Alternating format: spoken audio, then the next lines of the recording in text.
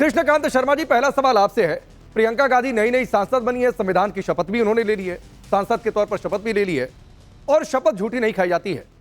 उन्होंने कहा कि संभल में पुलिस की गोली से मर गए। क्या कांग्रेस पार्टी के पास कोई सबूत है कि पुलिस की गोली से मौतें हुई हैं संभल?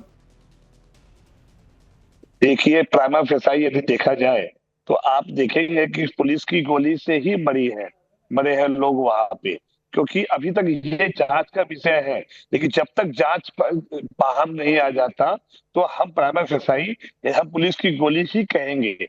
तो इसमें कोई नहीं, तो प्राइमा फेसाई आपने कैसे तय कर लिया? तो बाद में हम उसको बता देंगे कि हाँ भैया नहीं है। नहीं, अपने मन से तय कर लिया, प्रशासन के कहने के हिसाब से तय कर लिया? देखिए, ये अपना मन से नहीं है, क्योंकि आप ये भी नहीं कर सकते पुलिस की गोली से नहीं मरे हैं, क्योंकि क्या आपके पास कुछ सबूत तो आपके पास भी नहीं है। पुलिस का वर्जन है, पास है, जिला प्रशासन का वर्जन है। सर, जिला प्रशासन कैसे काम करती है और सरकार किसकी है, और यूपी में और केंद्र में आपको भी पता है कैसे सभी एविडेंस को मैनिपुलेट किया जाता है। और आपसे हमसे कौन अच्छा समझ सकता है, क्योंकि आपको भी पता है कि कैसे रस्सी को सांप और सांप को कैसे रस्सी बनाना है, वो कानून वाले जरूर जानते हैं। नहीं तो आप लोग यही करते थे क्या जब सरकार में थे? तो आप लोग यही करते थे कृष्णकांत जी?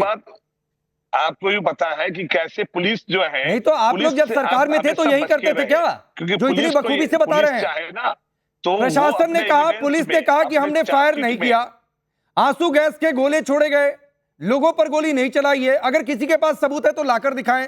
आप अपने हिसाब से वर्जन देश के सबसे बड़े लोकतंत्र के मंदिर में आप जाकर कह दें, और क्या तो कोई सबूत नहीं है, हमको प्रथम दृष्टया लग गया इसलिए बोल देंगे देश की संसद से, क्योंकि टारगेट कुछ और है। सबूत है क्या आपके पास? कोई एविडेंस है जिसमें आप कह सकते हैं प्रियंका गांधी गलत बोल रही है? नहीं, मैं तो इन्वेस्टिगेशन का वेट कर रहा हूं। मैं नहीं कह रहा हूं, मेरे पास नहीं सबूत है कि प्रियंका गांधी जो बोल रही है उनके पास क्या सबूत है। मैं तो जिला प्रशासन पुलिस की बात मानूंगा, कोर्ट की बात मानूंगा, ना मैं आपकी बात मानूंगा ना उनकी बात मानूंगा। नहीं, और यदि वो गलत होंगी तो ठीक है, दूध का दूध पानी का पानी आ जाएगा। समय का इंतजार करें, इन्वेस्टिगेशन का इंतजार करें, लेकिन उनको ऐसे झूठा कह देना कि वो झूठा कसम खाई है, झूठा शपथ ली है, ये भी तो अतिशयोक्ति नहीं होगी राकेश जी? अरे भाई कृष्णकांत जी, मैंने ये थोड़े नहीं बोला कि झूठी शपथ खाई है। मैंने बोला कि संविधान की शपथ ली है तो कम से कम संसद के पटल से जो बोले वो सबूतों के साथ बोले, तर्क के साथ बोले। मैंने ये बोला, कुछ भी आएंगे बोलना शुरू कर देंगे। नहीं, ये देखो कुछ भी तो नहीं है। आप ये देखो कि बंदूक और गोली जो है वो कहाँ से है, किस तरह से चल रही थी। आप मीडिया की जब आप फुटेज पत्थरबाज नहीं दिखे थे, तो आपको नहीं ठीक है कृष्णकांत जी, पत्थरबाज नहीं दिखे थे, जो है पत्थरबाज नहीं दिखे थे वहां पे जब संभल का जिक्र कर रही थी प्रियंका गांधी चला रही थी, और उनको जो स्क्रिप्ट लिखकर दी गई थी, जो भाषण, तो क्या वो पत्थरबाजों पर उसमें कुछ लाइन नहीं लिखना जरूरी था? बहराइच पर बोलना जरूरी नहीं था? जो है ना, देश की बात कर रही थी तो कोलकाता की बात करना जरूरी नहीं था? हापुड़ की बात करना जरूरी नहीं था? तो फिर ऐसे तो आप बोलेंगे तो मणिपुर की भी बात करना, हाँ सही बात है, अयोध्या की भी बात करनी चाहिए थी, मणिपुर की भी बात, मणिपुर की तो बात की है उन्होंने। अरे मणिपुर की बात की है कृष्णकांत जी, कम से कम अपने नेता का संसद में पहला भाषण तो सुनिए। दिल्ली में आज भी 250 लोग जो है दंगा में मारे गए, उसको भी आप उसको दूर, उस पर चर्चा होनी चाहिए। तो देखिए ऐसी बहुत होनी चाहिए। सिख दंगों में भी जो लोग मारे गए, नहीं है ना राकेश जी, बड़ा पेड़ गिरता है, क्या होता है, सब पर चर्चा करिए, क्या दिक्कत है, करिए चर्चा। आपका राकेश जी, आपका जहाँ घर है ना, यदि आप उसको खोदेंगे तो उसके नीचे भी शिवलिंग निकलेगा। चलिए सिद्धार्थ यादव, आप इसको भी खोद डालिए। हमको लगता है पूरे देश को ठीक है सिद्धार्थ यादव, वह हर जगह संविधान पर चर्चा थी लेकिन एजेंडा बहुत क्लियर था, और एजेंडा ये था कि संभल की बात करेंगे, मणिपुर की बात करेंगे, लेकिन बहराइच की बात नहीं करेंगे, लेकिन कोलकाता की बात नहीं करेंगे, क्योंकि वो उनको सूट करता है, आपको नहीं। देखिए राकेश जी, ये तो बात बिल्कुल स्पष्ट हो चुकी है कि कांग्रेस पार्टी के किसी भी नेता या विशेष तौर से गांधी परिवार के कोई भी सदस्य को जब जब मौका मिलेगा तो वो ये बात को साबित करने में बिल्कुल पीछे नहीं हटेंगे कि वो तुष्टीकरण के सूरमा है। वो एक वर्ग को खुश करने के लिए किसी भी हद तक जा सकते हैं और किसी भी हद पर जाकर के किसी भी माध्यम को वो चुन करके वो अपने मैसेजिंग को वहां करने का काम करते हैं। आज संविधान की चर्चा हुई और पहला अपना भाषण प्रियंका गांधी जी, गांधी परिवार की जो बेटी है वो वहां पर दे रही थी, पर उन्होंने भाषण में क्या दिया जो ये स्वयं भूल गई, जो खड़े होकर के कह रही हैं कि हिमाचल का सेब का किसान रो रहा है, रो रहा है। अरे हिमाचल में तो आपकी ही सरकार थी जो वहां पर खड़े होकर के बात कर रही है कि मैं संभल गई तो एक दर्जी मेरे को मिला, वो दर्जी जो था उस दर्जी की हत्या हो गई। दर्जी तो कन्हैया लाल भी था, तो क्यों एक नहीं चीज बोल पाए आप? बताइए, सर तन से जुदा कह करके नारा लगा करके लाइव वीडियो पे, लाइव फुटेज पे उसका गर्दन काट दी गई। कन्हैया लाल के लिए आप नहीं बोल पाए। ऐसा दोहरा संविधान हमारे देश का नहीं है। हमारे देश का संविधान सबको ताकत देने वाला है, हमारे देश का संविधान सबको आगे बढ़ाने वाला है, हमारे देश का संविधान सबको हिम्मत देने वाला है। और इसीलिए जब ये लोग अपना दोहरा चरित्र दिखाते हैं राकेश जी, मुझे लग रहा है राकेश जी बीच में कोई बोल रहा है। रुकिए एक मिनट के पार्टिसिपेट मुश्किल अरे कर कृष्णकांत जी रुक जाइए, सुन लीजिए, उसके बाद आ जाऊंगा। एक साथ बोलेंगे, आप जूम या स्काइप से हैं तो आपकी आवाज ओवरलैप करेगी। रुक जाइए, बोलिए सिद्धार्थ यादव। तो जब राकेश जी मैं अपनी बस बात पूरी कर दूं, ये जितने नेता हैं, अखिलेश जी बोलने लगे संविधान के ऊपर, तो क्या बोले? वक्फ पर क्यों नहीं बोले? अरे संविधान में कोई वक्फ का उल्लेख है क्या? गरीबों की, शोषितों की, वंचितों की जमीन को गैर कानूनी तरीके से कब्जा लिया गया, वर्षों वर्षों तक उत्पीड़न हुआ, संविधान ने कोई वक्फ का प्रावधान नहीं किया। पर संविधान की बहस में नहीं बोल पाएंगे क्योंकि मैसेजिंग कहीं और करनी है, बात कहीं और की है, पहुंचानी कहीं और है। और इसीलिए जो माध्यम, जो मंच इनको मिलता है, ये अपने उस साधन को पूरा करने का काम करते हैं। उसके अतिरिक्त आज इनका कोई प्रयास नहीं था। देश समझदार है और बहुत ध्यान से इनको देख रहा है। ठीक है, आपने अखिलेश जी की बात कर दी है, तो धर्मेंद्र यादव सही बात है, क्यों नहीं बोले? संविधान में वक्फ का जिक्र है क्या कि एक वर्ग को एकदम अनलिमिटेड राइट दे दो, जहां रुमाल रख दिया वो जमीन उसकी, और दूसरा पक्ष अपने कोर्ट भी ना जाए? कोर्ट जाने का अधिकार है ना संविधान में सबको, तो इस पर बात क्यों नहीं हुई? और फिर किसी का इल्लीगल मकान गिरा दिया तो आप ये भड़काने की कोशिश कर रहे हैं कि मुसलमानों को दूसरे दर्जे का नागरिक बनाया जा रहा है।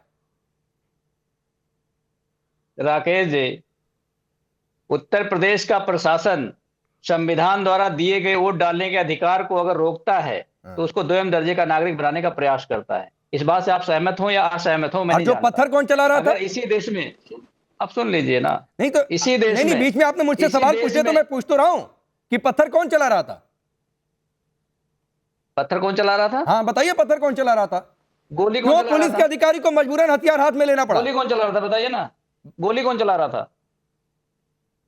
गोली पुलिस ने नहीं चलाई, जो उसका वर्जन है। जिस दिन साबित हो जाएगा कि पुलिस ने चला दी, उस पर भी चर्चा कर लूंगा और बीजेपी से सवाल पूछ लूंगा। और पत्थर सामने से चलेगा तो पुलिस क्या करेगी? फूल माला लेकर जाएगी? गोली चला देगी? नहीं, गोली नहीं चलाएगी, गोली नहीं चलाएगी भाई, परमिशन लिया था, गोली बिल्कुल नहीं चलाएगी। लिया था तो क्यों चला दिया? तो अयोध्या में गोली क्यों चल गई थी फिर? आप फिर अयोध्या पहुंच गए। अरे फिर अब आप तार जोड़ रहे हैं तो जुड़ते जाएंगे तार। चला रहे थे दोनों जगह। बिल्कुल सही बात है, गोली नहीं चलानी चाहिए पुलिस को। और संभल के मामले में अभी तक प्रशासन का यही स्टैंड है कि हमने लोगों पर फायर ओपन नहीं किया, लेकिन अयोध्या में तो गोलियां चली ना। अपने पैकेज में आप बोलने दोगे तब तो बोलेगा आदमी कुछ। एक बार सवाल पूछ लिया, फिर सवाल पूछ लिया, फिर आपने मुझसे सवाल पूछना शुरू किया, इसलिए आया बीच में। बोलिए। तो आप नहीं उत्तर दे पाए ना, इसलिए दूसरा सवाल आ गया। मैं ये कह रहा हूं कि अगर भारतीय जनता पार्टी देश के नागरिकों का अधिकार छीनेगी तो उसके खिलाफ हम नहीं बोले, किसानों का अधिकार अगर छीनेगी तो उसके खिलाफ नहीं बोले। इस देश, आप सीनियर जर्नलिस्ट हैं, इस देश के पार्लियामेंट में जो कानून बनाया जाता है, इस देश के चुने हुए सांसद बनाते हैं, और सांसद में बना हुआ कानून पूरे देश का कानून होता है, किसी पार्टी का नहीं होता, किसी व्यक्ति का नहीं होता है। अगर उस कानून में कोई खामियां है, आप वक्फ बोर्ड कानून की बात कर रहे हैं, आप वर्शिप एक्ट की बात कर रहे हैं, भारतीय जनता पार्टी को इतनी अगर चिंता थी तो पिछले 10 वर्षों से क्लियर मैंडेट था, क्यों नहीं बदल दिया? उसमें क्यों नहीं अमेंडमेंट कर दिया भारतीय जनता पार्टी ने? अगर भारतीय जनता पार्टी खामी लग रही है, भारतीय जनता पार्टी को बस देश में अस्थिरता फैलानी है, ताकि जो देश के बुनियादी बातें हैं, बुनियादी मुद्दे हैं, उस पर बात नहीं हो। दूसरी बात, आप वक्फ बोर्ड की बात कर रहे थे, मैं आपसे जानना चाहता हूं कि वक्फ बोर्ड की जो एपेक्स कमेटी है वो सेंट्रल एपेक्स बोर्ड है उसका, और सेंट्रल बोर्ड में कौन होता है? इस देश का जो माइनॉरिटी मिनिस्टर होता है। Minority minister Bharatiya Janata party सरकार में कौन है? वो उसका चेयरमैन है। उसके बाद 2 जज होते हैं सुप्रीम कोर्ट के और हाई कोर्ट के, 3 मेंबर ऑफ पार्लियामेंट होते हैं। तो ये बताइए कि उस वक्फ बोर्ड की कमेटी में अगर इस देश का माइनॉरिटी मिनिस्टर हो, जिसमें भारतीय जनता पार्टी की सरकार हो, तो उसी का तो आदमी उसका चेयरमैन है, तो वो गलत कैसे कर देगा? मुझे बताइए जरा। तो आप देश को मिसलीड ना करें। आपसे मेरा दूसरा सवाल ये था, आपने अपने पैकेज में वेस्ट बंगाल की महिलाओं की फोटो दिखाई, मणिपुर में जो नग्न महिलाएं थे उसकी फोटो नहीं दिखाई। तो ये दोहरा चरित्र ठीक नहीं होता है। जो देश के हक में आप कम से कम दोनों पक्षों की बात रखें तो ज्यादा बेहतर होगा मेरे ख्याल से। हाँ, तो अगर संविधान, ये सीख तो आपको सबसे पहले लेनी चाहिए थी ना। ये सीख तो आपको सबसे पहले लेनी चाहिए थी कि मणिपुर पर बोलते तो बंगाल भी जाकर बोल लेते, वहां पर जाकर मंच नहीं शेयर करते। खैर सिद्धार्थ यादव रिप्लाई करिए, फिर मैं आगे बढ़ता हूं। देखिए, पहली बात तो वक्फ को लेकर के धर्मेंद्र जी जानते हैं, और वक्फ को लेकर के हल्ला ही इसी बात का है।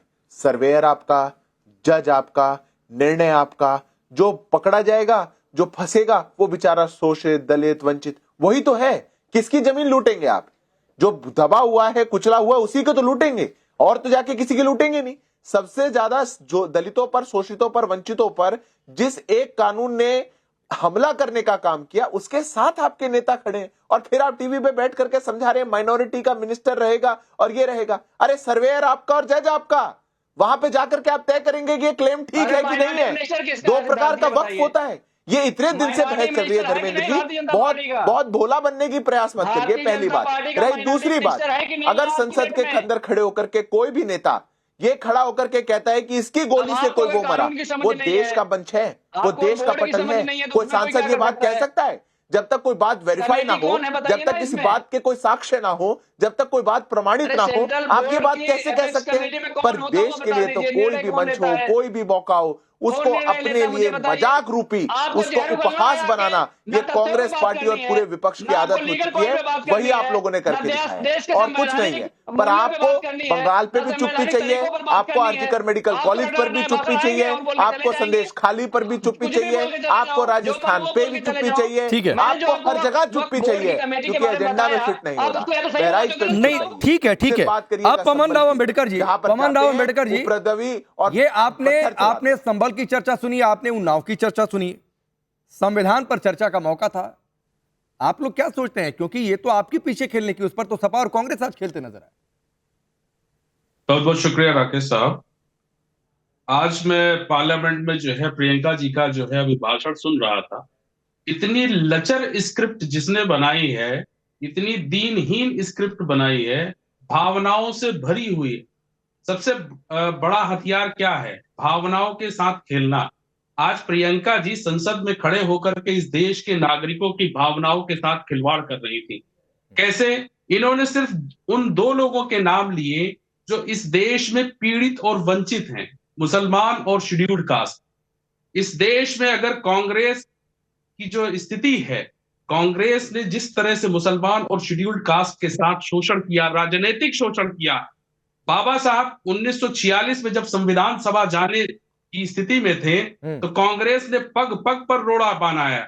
1946 से 1956 जब तक बाबा साहब जीवित थे, तब तक बाबा साहब को इन्होंने परेशान किया। बाबा साहब के प्रति जिस तरह की गलत भावना रखी, कांग्रेस को कोई हक नहीं बनता कि बाबा साहब के प्रति कृतज्ञता करे। कांग्रेस ने 1952 के चुनाव के बाद से आज तक बाबा साहब जी के लिए कि कोई भी ऐसा कोई कार्य नहीं किया जिससे ये गौरवान्वित महसूस कर सके।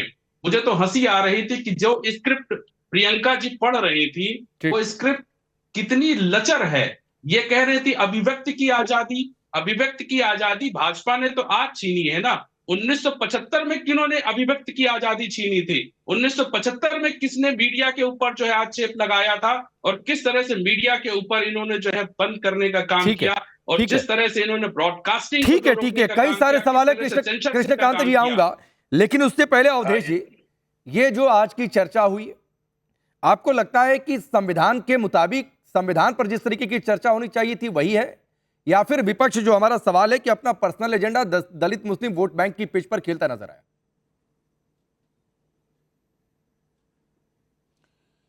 देखिए राकेश जी, हमारे धर्म में पुनर्जन्म की अवधारणा है, और हमारे देश के पूर्वज जिन्होंने इस देश का अंग्रेजों से मुक्ति के बाद हमको संविधान दिया और बनाया, अगर वो देख रहे होंगे तो सबसे ज्यादा कलेजा उन्हीं का कांपेगा। अगर हमारे देश के इतने बड़े बड़े नेताओं को संविधान दिवस की महत्ता, उसकी संवेदनशीलता और उससे समाज को, देश को क्या प्रेरणा मिल सकती है, ये भाव नहीं है, तो फिर तो आप मान के चलिए कि आपका लोकतंत्र, चाहे संसद में हो या बाहर, भयानक रोगों से ग्रस्त हो गया है। देश हमारा बढ़ चुका था, कंस्टिट्यूएंट असेंबली बढ़ चुकी थी। आप सोचिए क्या परिस्थिति थी।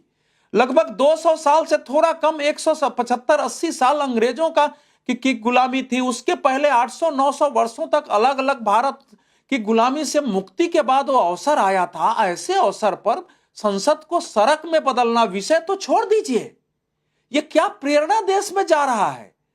और संसद में वैसे भी संसदीय विशेषाधिकार का प्रश्न होता है। जो कुछ भी हम बोलते हैं उसमें हमारे पास तथ्य होने चाहिए। अखिलेश जी तो बड़े नेता है, 5 साल मुख्यमंत्री रहे, वहां विपक्ष के नेता रहे, यहां सांसद रहे, 2009 से वो सांसद रहे हैं, 15 वर्ष अगर देख लिया है तो ऐसे भी उनका कैरियर है। उसके पहले 2004 से देख लीजिए। तो अब ऐसे लोग, तो प्रियंका वाड्रा पहली बार आई थी, उनको मालूम था कि पहली बार के भाषण में टोका टोकी नहीं होती है, तो जो चाहो वो बोल दो। अब संविधान में किसी भी, माने डॉक्टर राजेंद्र प्रसाद उसके अध्यक्ष थे, संविधान स्वीकार करते समय उनका क्या भाषण हुआ था, नेहरू जी का क्या भाषण हुआ था, डॉक्टर अंबेडकर का क्या भाषण हुआ था, वल्लभ भाई पटेल के, मुंशी, उसका 4-4 लाइन भी ये लोग आज उद्धृत करते और उसके बाद कुछ बात करते तो समझ में आती है। संविधान दिवस की चर्चा तो हुई नहीं, तो लग रहा था कोई अविश्वास प्रस्ताव की चर्चा है। यह भयावह परिस्थिति है। इसलिए बता रहा हूं कि हमने 2 बार ये तब है अवधेश जी जब संविधान बचाओ 50 वर्ष जब पूरा संविधान बचाओ रैली, सरकार संविधान खत्म कर देगी, ऐसा नैरेटिव सेट किया गया। वही तो बता रहा हूं मैं खत्म कर रहा हूं। देखिए 1997 में स्वतंत्रता दिवस का 50 वर्ष पूरा हुआ था और देश की राजनीति में भयानक तनाव था। भाजपा की 13 दिन की सरकार गिरा दी गई थी। यूनाइटेड फ्रंट की सरकार थी जिसके पास 40 सीटें थी। कांग्रेस बाहर से बहुमत दे रही थी, रोज धींगा मुश्ती होती थी। लेकिन आप उस सम्मेलन को याद करिए, उस समय के नेताओं ने किस ढंग से भाषण दिए, कैसे संसद में प्रस्ताव पारित किए गए हैं, और आज क्या हो गया है हमारे देश को। तो इसका मतलब तो हम लोग जिनको रिप्रेजेंटेटिव बना के भेज रहे हैं उसके बारे में पुनर्विचार का अवसर है कि हमारे देश का जो पार्टियां हैं वो किस प्रकार का लीडरशिप, नहीं ये आपने बड़ी बात कह दी। और इस समय धर्मेंद्र जी आपने संसद को सड़क में बदल दिया। यूपी की पॉलिटिक्स से निकलकर शायद अखिलेश यादव नहीं समझ पाए कि आज संविधान दिवस पर बोलना था, उसको लेकर चर्चा करनी थी। एक फर्जी एनकाउंटर साबित नहीं हुआ, ना तो मजिस्ट्रेट ना तो जुडिशियल इंक्वायरी में। उल्टे मुलायम सिंह यादव के शासनकाल में देख लीजिए तो आप पता नहीं क्या ही बात करेंगे।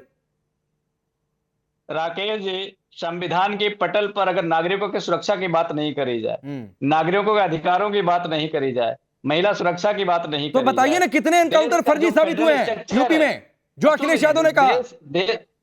अब सुन लीजिए ना, जो देश का संघीय ढांचा है उस संघीय ढांचे को मजबूत करने पे बात अगर नहीं की जाए तो किस पे की जाए। अरे तो करिए ना सर, लेकिन फैक्चुअल बात करेंगे ना, कि रैली में जो बोलते हैं कि फर्जी एनकाउंटर जाकर संसद में भी बोल देंगे फर्जी एनकाउंटर।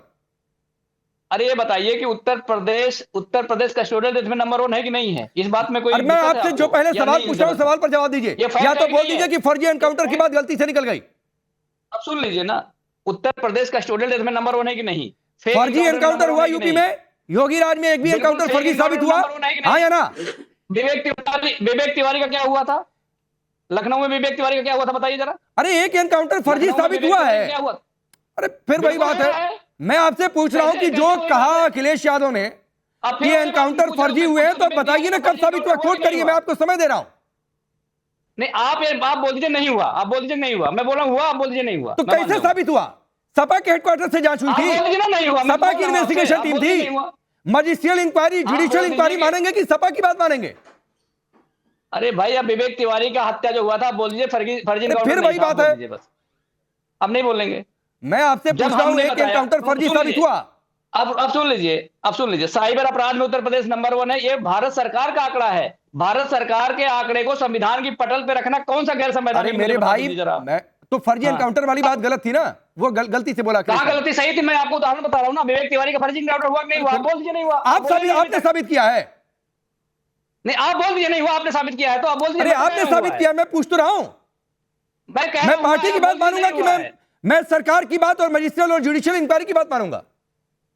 तो मैं आपकी बात मानूंगा। नहीं सर, बात वही है। ठीक है, सरकार की बात मानूंगा, आपकी बात मानूंगा। नहीं ठीक है भाई, सिद्धार्थ यादव जवाब दीजिए, और फिर मैं उसके बाद जो एनकाउंटर की बात कर रहे हैं ना, अभी अवधेश जी से सुनवा दूंगा कि मुलायम सिंह यादव के समय में क्या हुआ था। अरे अवधेश जी, एनकाउंटर हुए पता है तो ओम बिरला से भी बड़े अपने आप को नेता समझ रहे। फिर पर्सनल मत होइए भाई, यही आप लोगों की दिक्कत है, यही आप लोगों की दिक्कत है। सिद्धार्थ यादव, नहीं प्लीज, कोई आपत्ति नहीं। संविधान पर चर्चा हो रही थी तो गरिमा मेंटेन करनी चाहिए थी, वो गरिमा मेंटेन नहीं हुई, और ना वहां हुई ना यहाँ हो रही है। राकेश जी जवाब देना है। और राकेश जी, क्या समस्या हो चुकी है कि राजनीति के अंदर कुछ दलों ने तय कर लिया है कि हर प्रकार की गरिमा को अब छोड़ देंगे। हम कैसे हर रोज एक नया लो एस्टेब्लिश कर सकते हैं, उस पर कुछ राजनीतिक दल लग चुके। संसद का पटल गरिमापूर्ण पटल है। आप जो वहां पर कहते हैं आपको उसको फैक्ट से सब्सटेंशिएट करना पड़ता है। आप जो वहां पर कहते हैं वो देश के रिकॉर्ड में सालों साल तक रहता है। क्या ये बातें उनको बिना तथ्यों के कहनी चाहिए? ये बात पहली है। दूसरी बात, बहुत अगर संविधान की बात थी तो संविधान को उठा करके पढ़िए। 7th शेड्यूल के अंदर लिखा हुआ है पब्लिक ऑर्डर सरकार की जिम्मेवारी है। सब लोगों के लिए एक न्याय व्यवस्था बना के रखना ये सरकार की जिम्मेदारी है। संविधान ये जिम्मेदारी सरकार के कंधे पे रखता है। ये तो जिम्मेदारी नहीं निभा रहे हो, उसी पे कुछ क्यों नहीं निकलता? जो लोग आकर के कहते हैं कि 15 मिनट के लिए पुलिस हटा दो, हम सबको बराबर कर देंगे, उनके लिए क्यों नहीं निकलता? जो लोग ये हमारे देश के अंदर अलग अलग मोहल्ले ऐसे घेटोस बना दे रहे हैं जहां पे कोई आदमी जा ना सके, उन मोहल्लों को जहां पर अलग अलग झंडे हमारे तिरंगे का अपमान करके दूसरे झंडे फहराते हैं, उनके खिलाफ आप क्यों नहीं? ठीक है समय थोड़ा कम है। पवन भाई 30 सेकंड आपको देता हूं, बोलिए जो आप बोल रहे थे। वोट बैंक के लिए अपनी राजनीति करते हैं, उनको देश जरूर। पवन भाई बोलिए, पवन भाई बोलिए 30 सेकंड। बार बार आप सिद्धार्थ जी को बोलने दे रहे हैं, बार बार सिद्धार्थ जी बोल रहे हैं। भाई आप तो सिद्धार्थ जी का सवाल तो कर ही लेते हैं राकेश जी। मेरा ये कहना है राकेश जी कि जो पहली बात जो अवधेश सर जो बोले कि यहाँ पे कितनी गरीबी और कितनी आजादी, गुलामी के बाद भारत को आजादी मिली, और आजादी के बाद सोचिए कि इतना जो सोने की चिड़िया कहने वाली जो भारत थी उसको लूट के अंग्रेजों ने ले गए, उसके बावजूद भी हमें यहाँ अच्छा कृष्णकांत जी, मैंने पवन भाई को बोला था, चलिए आप आ ही गए तो आपके लिए सवाल पहले से तय था। सुनिए, किसानों की भी बात की ना प्रियंका गांधी ने, किसानों की भी बात की ना प्रियंका गांधी ने, तो कर्नाटक राजस्व विभाग की रिपोर्ट थी कि 15 महीने में 1182 किसानों ने आत्महत्या की। तो क्या वहां के किसान किसान नहीं है? सर उनकी बात क्यों नहीं करते? मैं कर रहा हूँ कि भैया किसान की स्थिति, सर किसान की स्थिति को अच्छा करने के ही एजेंडे पे तो बीजेपी गवर्नमेंट सरकार में आई। ठीक है सर, ठीक है रुक जाइए।